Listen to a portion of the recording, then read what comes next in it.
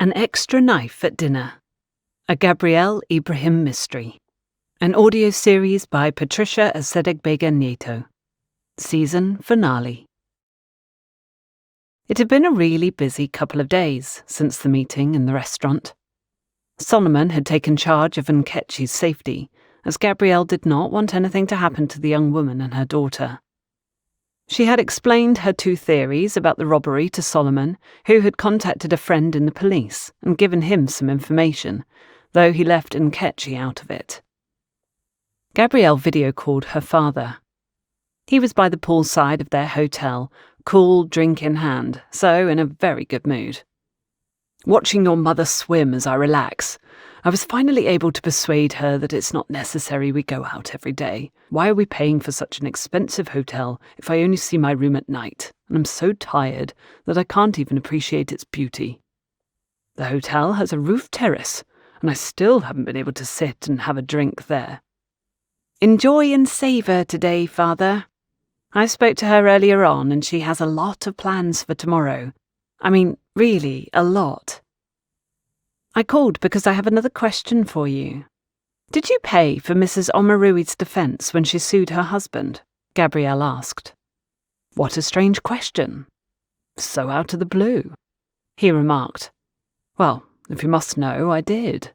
That man treated her deplorably. You know, we all started our businesses roughly at the same time. She worked as a teacher then, and all her salary went towards the home as he put all his effort into his budding company. He wasn't supporting the family financially. She carried that burden almost alone. How many women do you know who would accept that? After all she suffered for him, when things were finally good and contracts were coming in, he decided his secretary would make a better wife, saying that she looked more the part of the wife of a successful man. Not only did he deny his first wife the right to half of his wealth after 18 years of marriage, he even started blocking her efforts to make a living.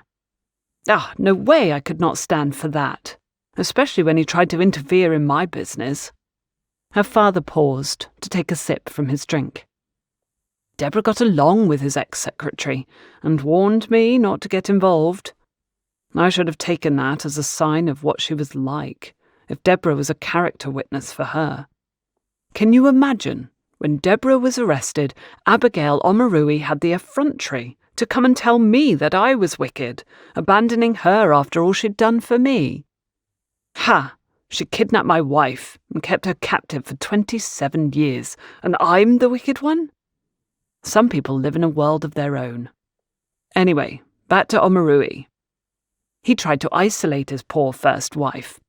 I decided to fight fire with fire. Since he'd exceeded in getting on my nerves, so I paid your friend's firm and requested she be the lawyer to represent Agatha Omarui, his first wife. Sandra's a feared opponent in court, quite vicious when defending a client, and I knew that this case would get all her attention." He was evidently heated up at the memory as he raised his voice. "I even got him thrown out of the club one day when he came with that woman he took as a second wife and tried to insult me in front of my friends. By the time I laid out his life history, in front of the audience that had started paying attention when he started shouting, he was forced into silence. They suspended him from the club for 3 whole months. You did the right thing supporting that woman, especially seeing how she was left to fend alone for a family they'd both created," Gabrielle said. She thought that the second wife being a friend of Deborah's was quite worrying. Her mother came on the phone a few minutes later, and they chatted about other things. After the call, Gabrielle got back to her chart. She had asked Solomon to look into her theory about the theft. She had also contacted all the people at her table at the party, requesting they please send her any pics they had taken with their phones to try to see if she could find the man with the cap. Hopefully there would not be more than one person with that exact description. Nkechi had tried to sketch the cap for her, which she said had been worn sort of bent to one side. Alex had sent the photographs he had taken at the party, one with her in it, deep in conversation with Sandra. She had no idea when he had taken it. The other was a group photograph, but nobody strange appeared in it. She was waiting on the rest, but either way there were things Solomon was checking out. There were too many loose ends, but hopefully soon light would be thrown on the whole situation. Gabrielle felt like she was walking through a thick forest at night, waiting for dawn to break. At about 9 p.m. that evening, the screen of her mobile lit up. It was Solomon. Gabrielle picked it up immediately. "Good evening, madam. One of my men has alerted me that Naomi's just entered the club we're watching. I think it would be good if you went there to try and talk to her," Solomon said.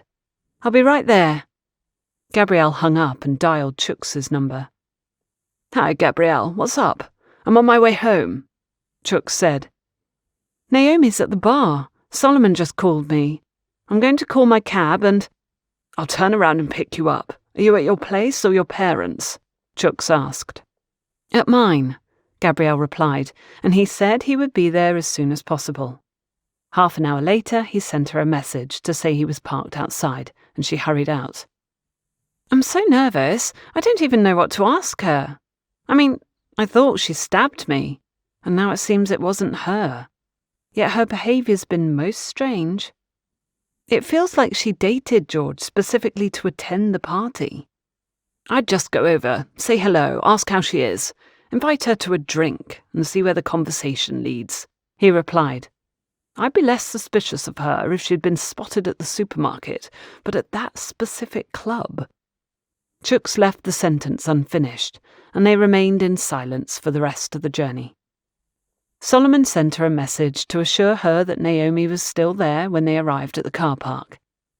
Gabrielle had a lot of thoughts cross her mind, even the possibility that it wouldn't be Naomi in the bar, just someone who looked like her.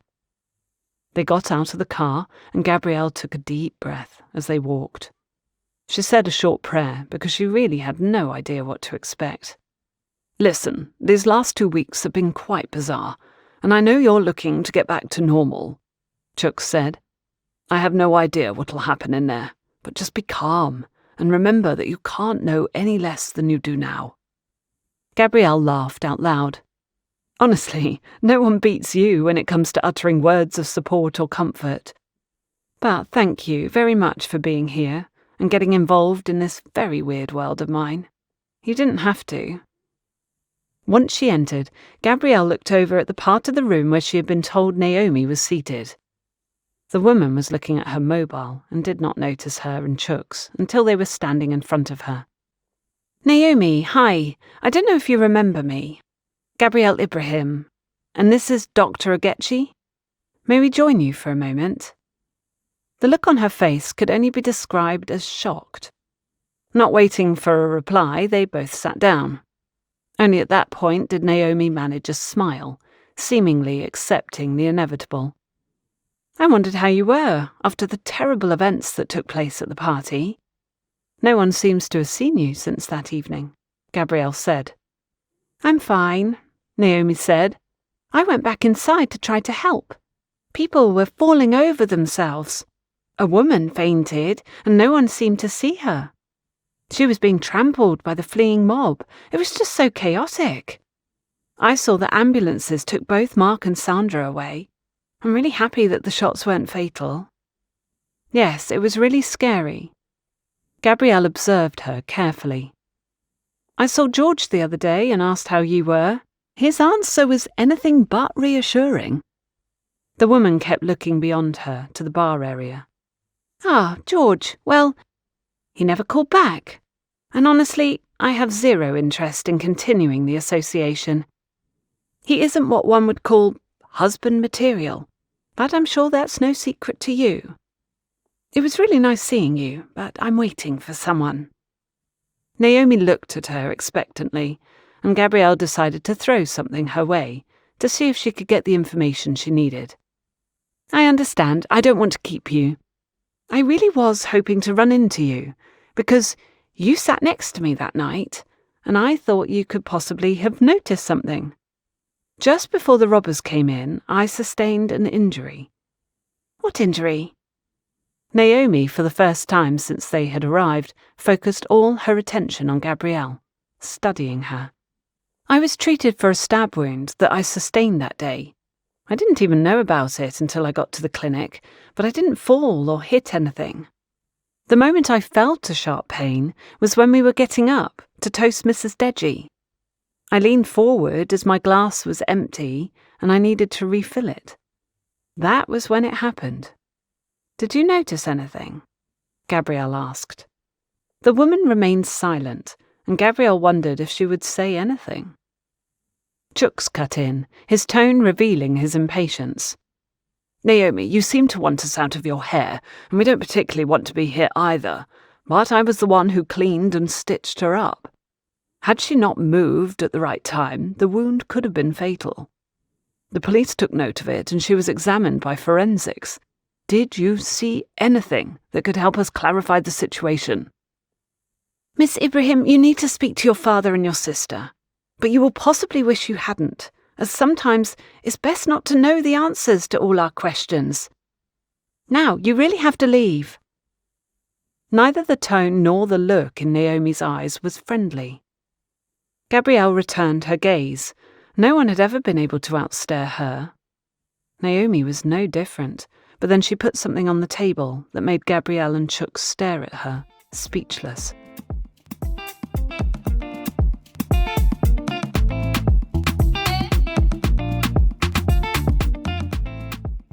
Two weeks had passed since the meeting at the club. 2 weeks in which Gabrielle still could not believe all that she had discovered. She was still struggling to wrap her head around things. Her parents would be returning in 3 days, so it was imperative that all would be exposed that evening. What had been most difficult was manoeuvring around Sandra's sharp intelligence and still getting her collaboration without her knowing exactly what it was for.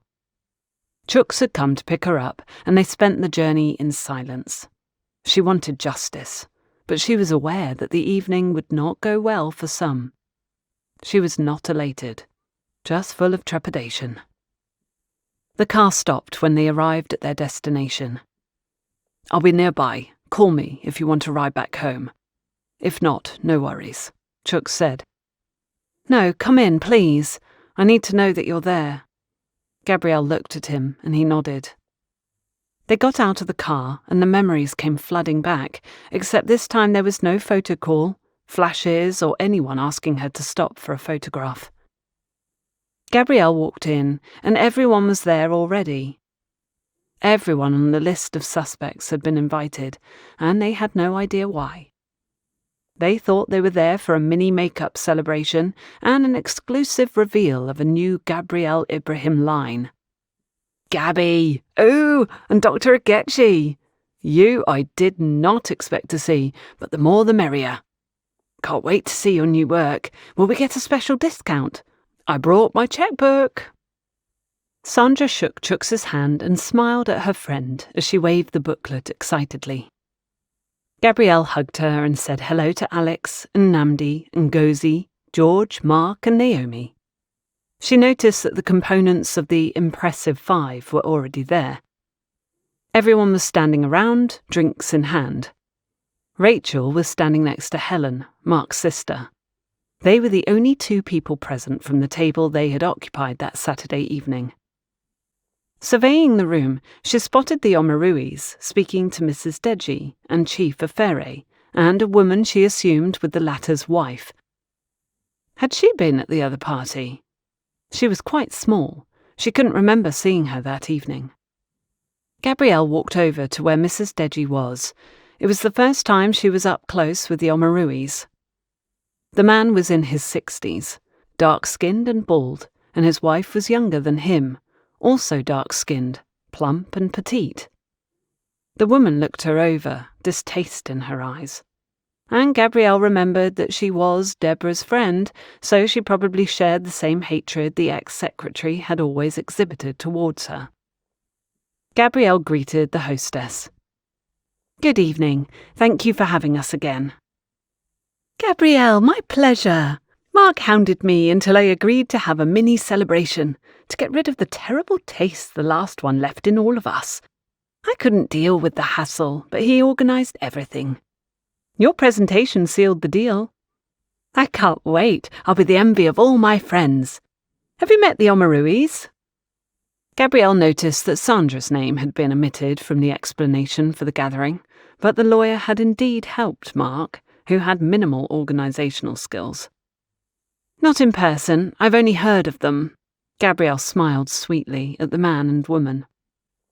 A tray of drinks was offered, and Gabrielle noticed Nkechi was carrying it. They made eye contact for a moment. Then someone repeatedly tapped a glass with some kind of cutlery. Let's take our seats. Dinner's about to be served, Mark said, and people started looking for the tables with their names on. Sandra winked at her. Next to her place, a seat had been improvised for Chooks. It feels like we're part of a murder mystery. I'm almost expecting cards to be shared with instructions, Chooks whispered, and Gabrielle laughed nervously as waiters went around serving the first course. People got busy eating. Right here is where my bag would have been proudly on display. Sandra, who was on the other side of her, pointed to the place on the table where said item would have been. It was definitely still a sore point for her. Alex hasn't taken his eyes off you or your friend. I just thought that you should know. Sandra informed her in a whisper, probably trying to be helpful and also to get information. Gabrielle knew she would be thoroughly grilled later. She smiled in reply, not wishing to let it get to her. She knew that everyone else was watching both Alex and her, waiting for something to happen. Once people had finished eating the first course, the waiters started clearing the plates, and Gabrielle signalled to Mark to get his attention. I'm ready for my presentation. Better now, before people get too stuffed and find it difficult to focus, she said to him, and Mark nodded and stood up.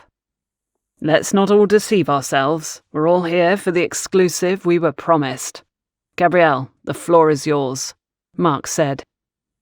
Chooks squeezed Gabrielle's hand and she got up, her eyes moving around the room. Each and every one of my collections has a backstory behind it, she began. That is what makes every piece special. Just like the party that was held here 4 weeks ago, after which Mark and Sandra were treated for gunshot wounds, and I was seen for a stab wound that I received in this very room that evening.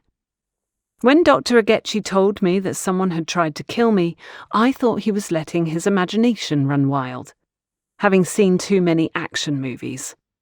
But then a series of events made me start taking a closer look at what occurred here and the people that attended the party.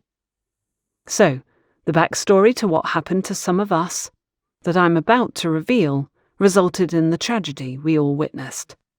Let's call this collection an ode to friendship and family. A very twisted and perverse ode. All eyes were on her. The room had gone dead silent. Gabrielle looked around her again. Sandra was watching her, mouth agape, and Gabrielle knew that she was about to speak. Gabrielle held out her hand so she wouldn't. What's the meaning of this? You brought us here under false pretenses. Philo, I'm insulted and leaving this minute. Mr. Omarui got up, as did his wife. I'd sit back down if I were you. Every waiter in this room works in security. They have orders not to let anyone out until the police arrive. Perhaps they're already here. Anyway, back to the story.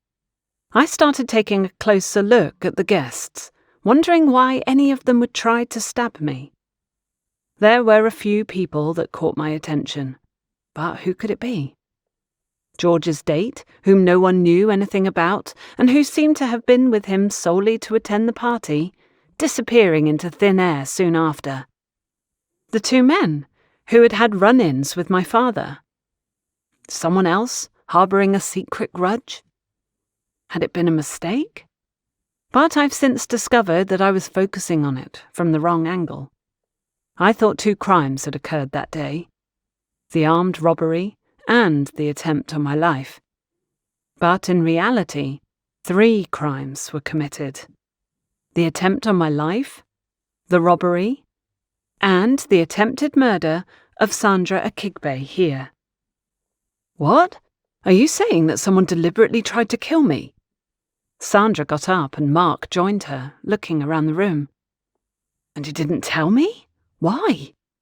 "Because I couldn't include you in the investigation, not properly. You do tend to overreact and take out any threat without blinking, and I didn't know, until recently, that it was an attempt on your life. Mark was collateral damage." "Are you saying someone tried to kill my son?" Philomena shouted. Her husband was staring at Gabrielle with a shocked look on his face. "No, he wasn't the target. He got injured, but that wasn't part of the original plan," Gabrielle explained. "If you could all please sit down, I can continue in an orderly manner so it makes sense. I'm trying to clarify things in my mind still, but I have a much clearer picture now. The robbery was planned, but I suspect that it was decided to get you out of the way months ago, Sandra. This party and the robbery were the perfect opportunity. No one would really question what happened. A sad and tragic accident that took the life of a promising lawyer. Sandra, you were shot after the struggle with your bag. You'd relinquished it grudgingly, but you let go. Therefore, why shoot you? It wasn't necessary. So if the armed robber shot you, then he got paid to do so. Someone knew you'd be here beforehand and decided to make good use of that information. The bag was just an excuse. But that prized possession of yours was the perfect item to ensure a struggle, just like they wanted. "Ha! Omarui, you dared shoot me? You're finished." Sandra got up again and spoke angrily in his direction. "I will make sure you spend every single day of what's left of your miserable life in jail." Mr. Omarui also stood up, his wife with him. "You're crazy, as is your friend," the man shouted back, his wife nodding by his side. "You'd better have proof of that accusation, because if not, you're in a world of trouble. You've made very defamatory statements in front of a lot of witnesses, along with other things I have on you. I'm sure I could get you disbarred." "Ha! Look at this man. You think I don't have information on your very illegal businesses?" Sandra shouted angrily.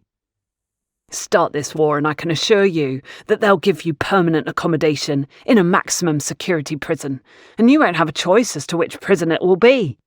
So, continue threatening me. Continue. Gabrielle, call the police now. This man and his wife need to be arrested." Mr. Omarui glared at her, but did not say another word. Gabrielle gestured for her friend to sit back down. "Sandra, wait a bit before calling the police. We first have to analyse another group of friends that have a lot to hide."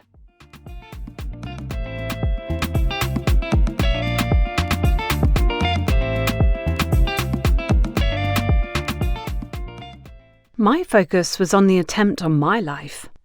I got replicas of the knives that were used during the party, and by examining my wound, the photographs taken of it on the night, and the knives, a forensic doctor that collaborates with the police confirmed that it hadn't been any of them, which means that a knife, different from the ones placed on each table, had been brought into this house for a very sinister purpose.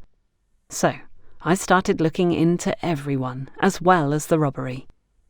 I asked a few questions, got the photographs from the photo call, found out more or less what each person had had robbed from them, and then took a closer look at the group of women popularly tagged as the Impressive Five. The dynamic of the group, their grudges, and their real financial situations.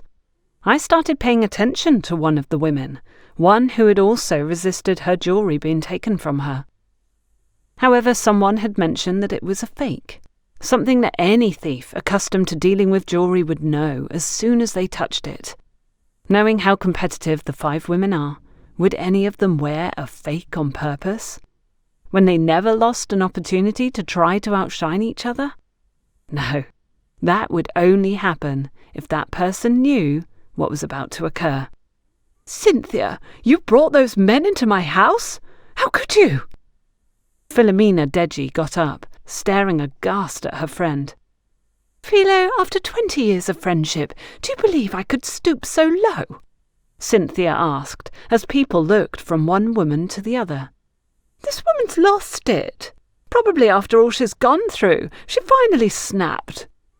Another victim of that terrible crime involving her poor mother. We should feel sorry for her. Well, as we speak, that warehouse you have in Sur-Lere, the one your cousin opened for you, is being searched by the police, Gabrielle said, along with the other two on Victoria Island. If you're confident that nothing will be found, then you shouldn't worry. Otherwise, I'd start calling my lawyers.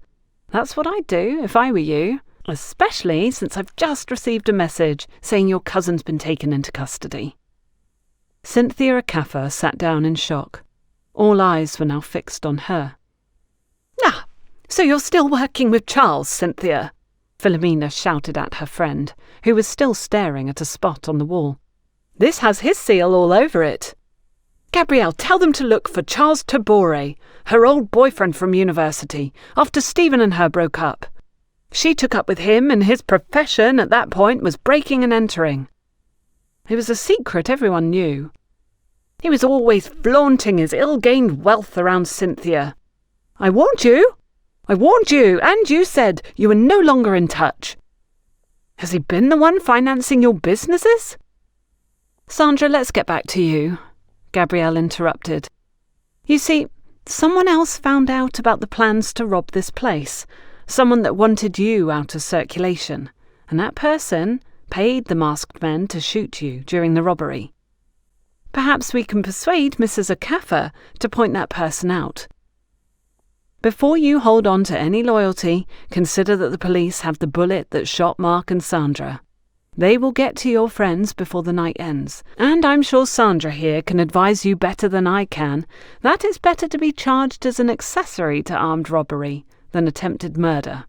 So, what is it to be?" Gabrielle had walked towards Cynthia Akafa, who slowly looked at her, then stood up and pointed at another woman. "I'm not going down for this, Yolanda. Own up to your own crime," Cynthia said. "I had no idea what her plan was when she told me to connect her with Charles. She found out one day that we occasionally collaborated after overhearing a phone call. I needed the money. My businesses were going bankrupt, so I asked him for help. I sometimes gave Charles information about people and events of interest, and I got a part of the loot. But never was anyone injured until you came into the picture, Yolanda. You went too far for your daughter. In your blindness, you forgot to factor into your plan the fact that even if Mark never found out about your wicked scheming, he still wouldn't marry Rachel. Don't dare involve me in all that nonsense. You're the only criminal here," Yolanda insisted. "What judge will take your word over mine? Don't make me laugh. If this is a comedy sketch, it's a really bad one. Before the night is over, you'll be holed up in a police cell for crimes you've admitted to everyone here. No, we are not in the same boat, dear." She shook her head and got up to leave. "Madam, sit down." Everyone stared in shock as Naomi stood up, flashing her badge. Suddenly it became very real. Mrs. Eremo took a step back. The look on her face was not exactly one of innocence. "Yes, George, you're probably shocked to find out that your date for the party is a police detective," Gabrielle said. "She was on a case, and you were the perfect cover for her to get in here that night. So, we now know who committed 2 of the 3 crimes. Yet I still only have suspicions about who tried to kill me, which was the reason I started this investigation in the first place. From what I was told, the moment I was stabbed, a man wearing a white cap was talking to one of you guys right behind me. Mark, a witness identified that it wasn't you, so I quickly eliminated you from the list of suspects. By comparing photographs and asking questions, I was able to cross most of the men that shared the table with me that evening off my list. Unless I'm wrong, and that would be most shocking. So that leaves only you, George. The only 2 men wearing a white cap that night that were middle-aged and fit the description were Mr. Omarui and Chief Afere. 2 men that have threatened to deal with my father when they lost a lot of money because of him. To either, I'd just be collateral damage in a cold-blooded, yet effective revenge. Was it you, George? Because if that's the case, you're the only one that can identify the person that stabbed me. Unless you're in cahoots with one of the men I mentioned." Gabrielle stared at him, and Alex stood up and advanced towards him. George leapt to his feet and backed away. "Hey, you think I'd do something like that?" "No, Chief Aferi and his wife were standing just behind you, and I approached them to speak about a business meeting we were having a few days later. As soon as I joined them, his wife walked away in haste. It was just before we stood up to make the toast." "Come on, that you would even consider that is insulting." George shook his head, offended, and Nnamdi got up. "Alex, he's right. George might be a lot of things, but not a murderer. Sit down." He led Alex back to his seat. About 8 armed police officers came in through the main door and blocked the 2 exits as Chief Aferi got up, along with his wife, who started to protest. "Had I tried to kill you, you wouldn't be here today. I certainly would have used another means. We only wanted to send a message." "Shut up!" Chief Aferi shot an angry look in his wife's direction as an armed officer approached them. "What I don't know is if Rachel Eremo was involved. Were you part of your mother's plan? You did show up uninvited to the party, after all." Gabrielle focused on Rachel, who looked like she wished the ground would just open up and swallow her. All eyes were on her. But for the first time in her life, Rachel probably wished she wasn't the centre of attention.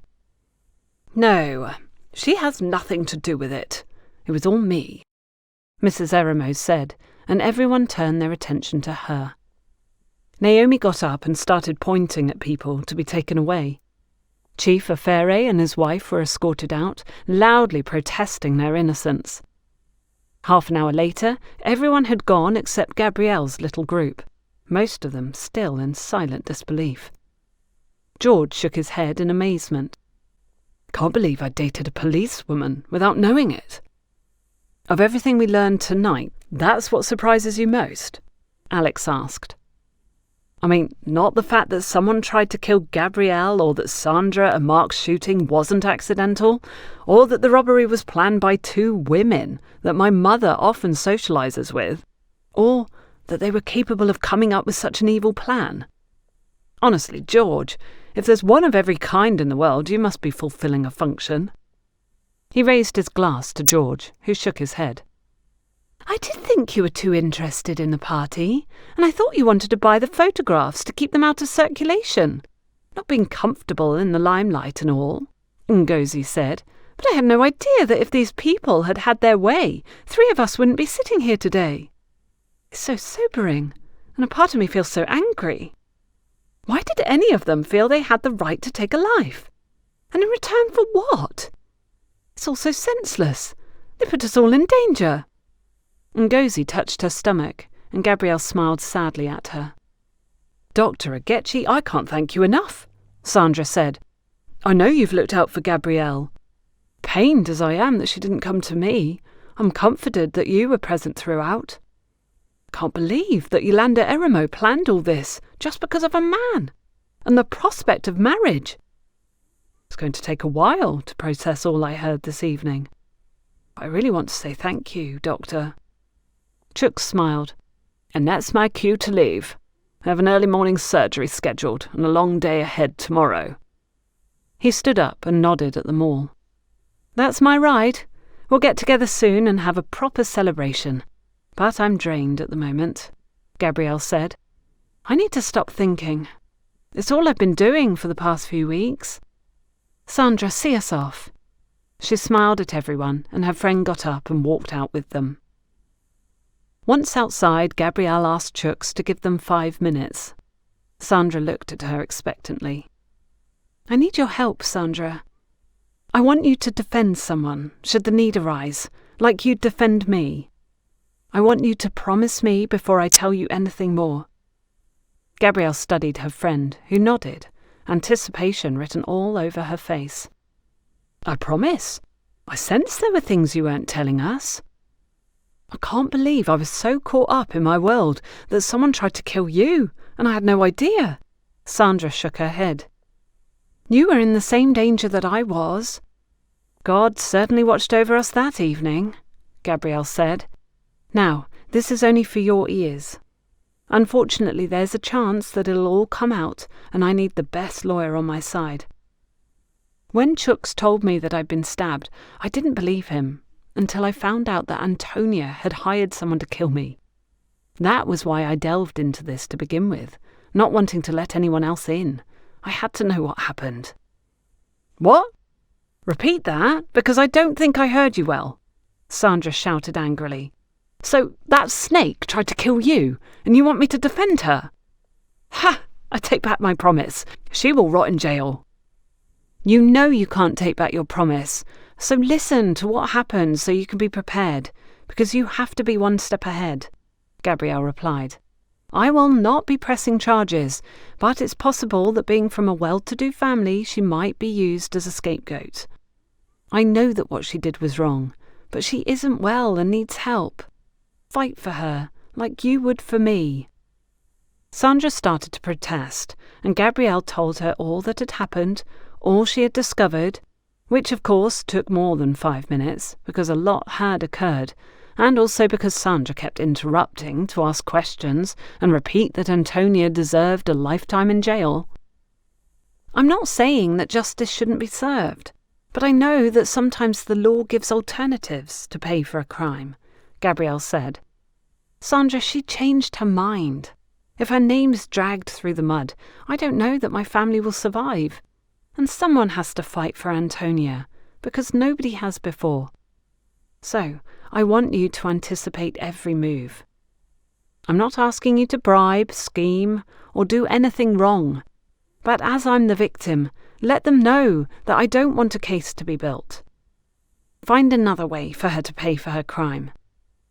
She is not her mother, and I don't want her to suffer the same fate. Also, Nkechi is just another victim of that gang, so please give her your best. I don't have to tell you that in both cases, spare no expense. Sandra studied her for a moment, then nodded, and the friends hugged. Gabrielle walked to the parked car where Chooks was standing. Are you all right? He asked, and she shook her head. Suddenly the tears just started falling, and she was sobbing uncontrollably. Chooks held her until she stopped crying. The silent man made her feel safe. Turning around, she took one last look at the house and noticed that Alex was standing in the driveway, watching them. She could almost feel his emotions, despite the distance. Gabrielle walked to the door that Chooks was holding open for her. There were things that she just could not worry about that night. Thank you for listening. Don't go away. Next week, one more piece of the puzzle will be revealed. To stay up to date with Patricia Asedegbega's work, make sure to subscribe to this YouTube channel by clicking on the subscribe button and hit the bell for notifications.